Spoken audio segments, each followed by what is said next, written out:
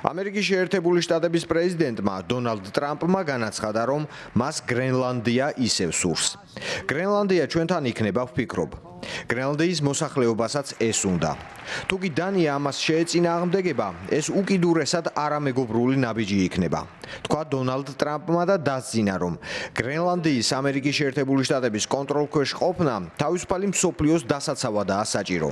პრეზიდენტმა ახსენა არქტიკაში რუსული და ჩინური ხომალდების ხშირი მანევრები და ყინულოვან კუნძულზე დანიის არმიის მცირე შესაძლებლობებზე გაამახვილა ყურადღება. ციტატა: მათ 2 კვირის წინ ძაღლების 2 მარხილი განათავსეს და ფიქრობენ, რომ ესაა უსაფრთხოება. სხვადასხვა კვლევითი ორგანიზაციის მონაცემებით, დანიის სამეფოს გრენლანდიაზე დიდი სამხედრო ძალა მართლაც არ ჰყავს. ეს მოიცავს რამდენიმე საზღვაო საპატრულო ხომალდს, სადაზვერვო თვითმფრინავს და ასევე პატრულირებას მარხილში შებმული ძაღლებით. კოპენჰაგენი აპირებს დრონებისა და 2 ახალი საზღვაო ხომალდის დამატებას.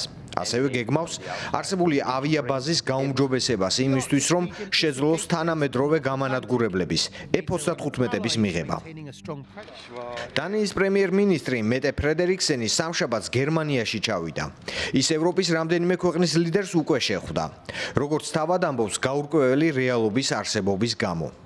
მეტე ფრედერიქსენი გეგმავს პარიზსა და ბრიუსელში ვიზიტსაც. მისი ევროპული შეხვედრები მას შემდეგ დაიგეგმა, რაც ამერიკის 57 პრეზიდენტმა თქვა, რომ არ გამორიცხავს გრენლანდიაზე სამხედრო ძალით კონტროლის დამყარებას. ორშაბათს საღამოს დანიის მთავრობამ განაცხადა, რომ დაახლოებით 2 მილიარდი დოლარის ღირებულების შეთანხმება გაფორმდა გრენლანდიისა და ფარერის კუნძულების მთავრობებთან, იმ მიზნით, რომ გაძლიერდეს დანიის სამხედრო ძალა კუნძულის ირგვლივ. ფრედერიქსენს არ უხსენებია ტრამპის მუქარა ოლაფ შოლცთან ვიზიტისას. ჩვენ გაურკვეველი რეალობის წინაშე ვდგავართ, იმ რეალობის, რომელიც ევროპის კიდევ უფრო მეტ გაერთიანებასა და ქვეყნებს შორის თანამშრომლობას მოითხოვს. ჩვენი კავშირები განმტკიცებულია ისტორიით, ღირებულებებით ევროპასა და ატლანტიკურ სივრცეში.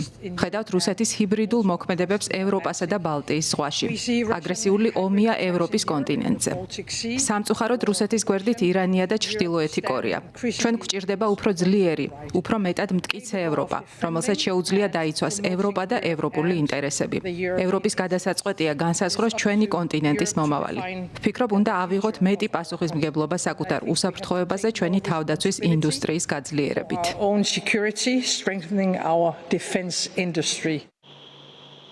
კვლევითი ორგანიზაციების ცნობით, ბოლო წლებში რუსეთმა მართლაც გააძლიერა ჩრდილოეთის ფლოტი.